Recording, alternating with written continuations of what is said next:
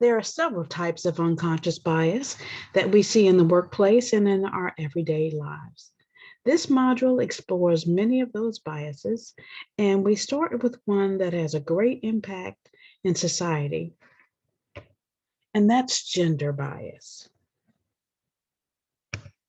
In 2013, women represented 53.2% of all professionals in the workforce, but only 38.6% of them had management positions, according to the EEOC. Did you know that 42% of women experience gender discrimination at work? In 2017, 25,000 sex-based discrimination claims were filed. 5 of the top barriers women seem to face at work are related to discrimination and gender bias. So, what is gender bias? Well, it's similar to racial bias in that we are led to believe that one gender is better or more important than another. It's the tendency for us, both males and females, to choose men and boys over women and girls. Many times, men are given preferential treatment over women in the workplace. It's been linked to stereotypes and gender roles, and according to Wikipedia, may include the belief that one sex or gender is better or and intrinsically superior to another.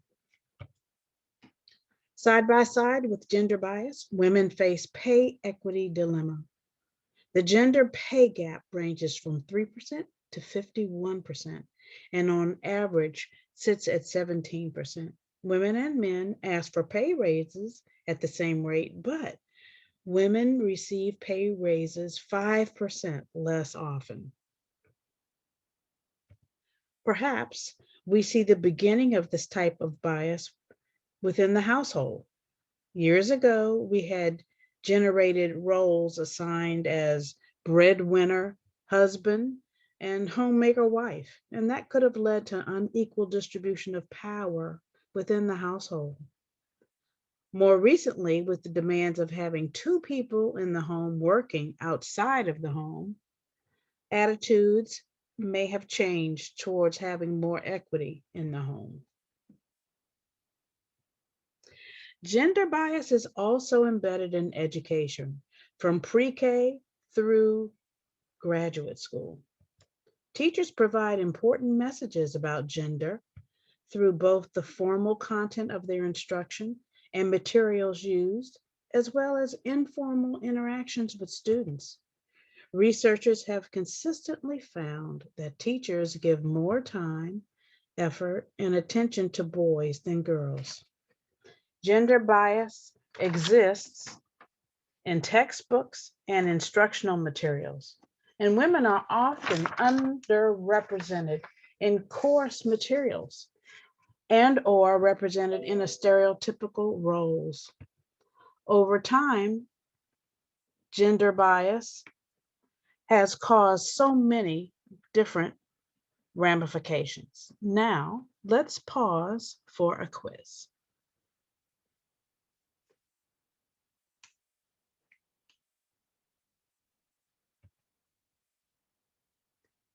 There are other types of bias that we need to explore. Confirmation, affinity, attribution, conformity, ageism, the Horn's halo effect, and name bias. This is a Ford Pinto.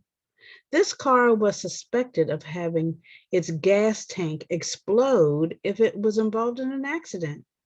In the 1970s, the Ford Motor Company decided to sell the Ford Pinto despite awareness of its gas tank dangers. This is an example of confirmation bias.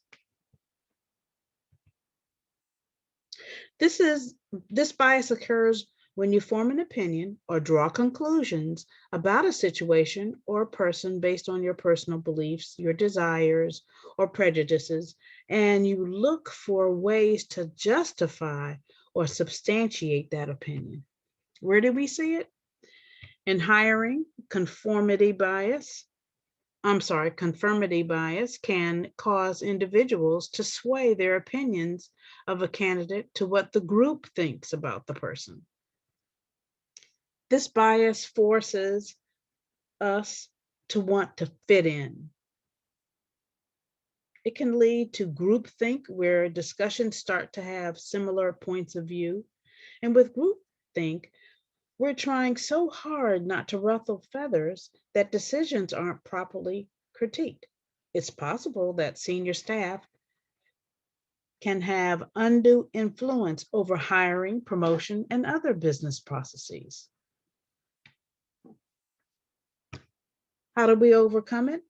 In hiring, develop a set of standardized skill-based questions that provide each candidate with a fair chance to stand out. This will help prevent your team from asking too many off-the-cuff questions that may lead to confirmation bias. We don't want our own clouded judgment to result in the loss of a great candidate for the job. Listen to opposing facts or different points of view and keep an open mind. Hey, you play the guitar. So do I. We should get together sometime and play. This is known as affinity bias. It's a similarity bias. It's the tendency for people to have or want to connect with others who share similar interests, experiences, and backgrounds. It leads us to favor people with whom we feel we have a connection. For example, maybe you graduated from the same school, or maybe you worked at a certain company that seems to be prestigious, or maybe there's hiring of the same age, race, or gender. How do we overcome it? Note the similarities you share with the candidate so that you can see clearly the attributes that may cloud your judgment. Look for concrete skills and experiences that add to your team's culture. You're not looking for fit in, you want to add to the culture. You want to have a diverse group of people conduct the interviews. Omit the candidates' names and personal information like email, phone number, and address from their application materials. You can either do this by assigning candidates a number or have an unbiased third party omit the information for the hiring team until they bring the candidate into the interview.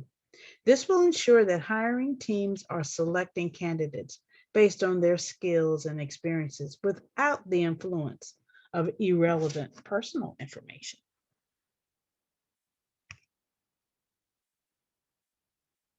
Attribution bias. A car cuts you off and you yell, "You inconsiderate jerk." That's happened before, right? We form our own reasons for the cutoff. She's so inconsiderate and selfish. But what if that driver was running late for work and didn't realize she cut you off? What I just described is attribution bias. We judge a person's behavior or form an opinion about a situation based on personal beliefs, desires, or prejudices, and we look for ways to justify our opinion. Where do we see it? We can falsely assume things about a person without really knowing the full story. When hiring, we may believe a certain candidate is not appropriate for the job because of something unusual on their resume or an unexpected behavior in the interview. How do we overcome it? Well, ask and don't assume you know. As an interviewer, if something strikes you as odd, share it with the candidate and discuss it. Remember, interviewees are often nervous and may misspeak or stumble. Conformity bias. People tend to act like or agree with the people they are around, regardless of their own personal or professional beliefs. It's like peer pressure. Employees often conform instead of sharing openly or pushing back. This type of bias prevents leaders from making the best decisions. For example, it can sway one's opinion of a candidate to match the opinion of the group. Or in a meeting where everyone else in the room is fervently disagreeing on a solution, and you are the only one who's still opposing it, or at least doubting it. But since everyone else is saying yes, maybe you're missing something. So you'll say yes too, instead of fighting it. Conformity bias. How do we overcome it? Well, for the interview challenge, have structured interviews and wait to share your thoughts with coworkers until the process is over. Or before the team meets to discuss a candidate, ask all of them to write down and submit their personal opinions immediately after the interview. Before a meeting, ask the team for their opinions and thoughts. And, and through private conversations or written feedback, then you can come together and determine what your opinions really are honestly. So you want to solicit these opinions in advance.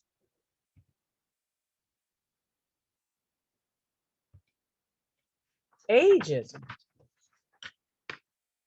Ageism in the workplace is the tendency to have negative feelings about one person or another based on their age. Ageism affects older people more often than younger people. Employers tend to value younger talent more and more, even though experience and expertise are critical skills for any successful organization. Hence, a tech savvy project or a tech heavy project may automatically be given to a younger person, assuming that the older one isn't savvy enough. How do we overcome it? Debunk some of the myths about workers and different ages. Keep age diversity as a hiring and promotional goal. Don't think that everyone's proficiency is based entirely on an opinion that's not supported by fact. In hiring and promoting, look beyond colleagues' age to their skill sets and experience. Have you ever put someone on a pedestal after they did something that you thought was pretty good? We've all probably done that. The halo effect is a tendency people have to place someone on a pedestal after learning something impressive about them. The horns effect is just the opposite. It's where we tend to view someone negatively after learning something negative or not so good about them. Examples: the halo effect can come into play at any stage in the hiring process. You may see a candidate worked at a highly regarded company or graduated from an elite school and be impressed and biased by it. You may be swayed one way or the other during a professional performance appraisal.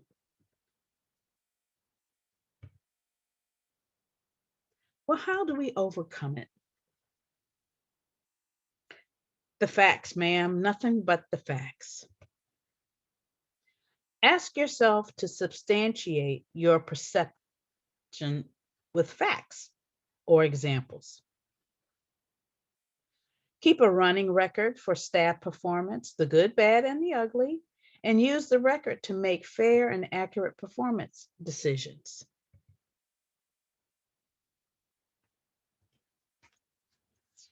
Name bias. Name bias is the tendency to judge others and prefer people with certain types of names, typically names that sound more mainstream American or Anglo origin. Where do we see it? This is one of the most pervasive examples of unconscious bias in the hiring process, and the numbers bear it out. One study found that white names receive 50% more callbacks for interviews than African American names. Additionally, applicants living in nicer neighborhoods also receive more callbacks, both Black and African American, when they have those kinds of names. Another study found that Asian last names are 28% less likely to receive a callback for an interview compared to Anglo last names.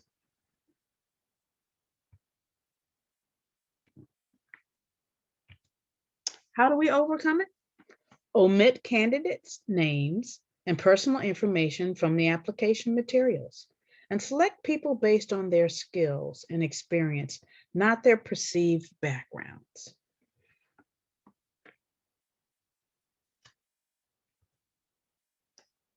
Activity.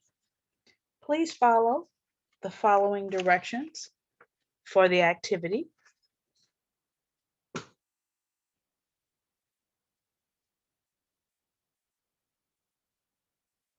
Read these 4 types or kinds of unconscious bias, and then let us know what type of unconscious bias it is.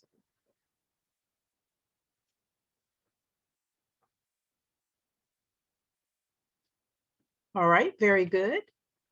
Our last activity will be in breakout rooms. In your groups, answer these 3 questions and then assign someone within the group to be able to present your ideas to the group at large. You have 15 minutes for this exercise.